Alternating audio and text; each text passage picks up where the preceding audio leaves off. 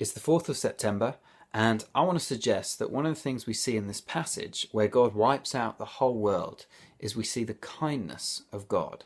And I know that sounds like a bit of a leap to make, so let me explain how I got there.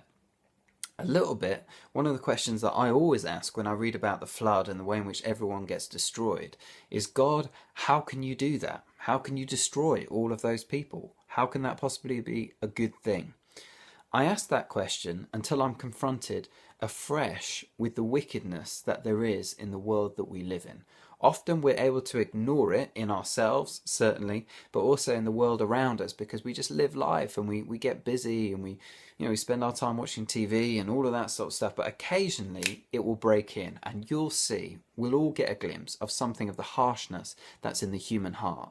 So you see that when we read about people being raped or murdered in the UK. We can also see it when we look at different parts of the world, and you see the conditions that many people in our world have to suffer because of the way in which we won't share wealth with them. So we're in a situation where literally half of the world is clinging to life by its fingertips, while the other half of us entertain ourselves to death.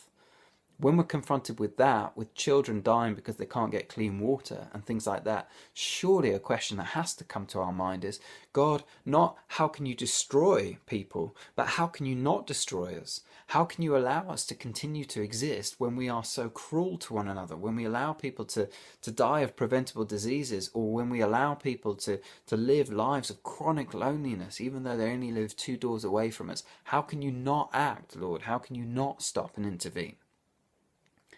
And what we see in the flood is God, who is just, acting out that justice. And the way that he does so is death. Death is always the punishment for sin in the Bible. But where I want to suggest you see his kindness is that in the midst of the flood, he provides a lifeboat. God always provides a way to life, even as he carries out his justice. Ultimately, he does that in the New Testament in the person of Jesus. And in the New Testament, the way in which God deals with sin is exactly the same as it is in the Old Testament, because it's exactly the same God. God's justice leads to death. The punishment of sin is death. But in the New Testament, God takes that death upon himself in the person of Jesus when he dies on the cross.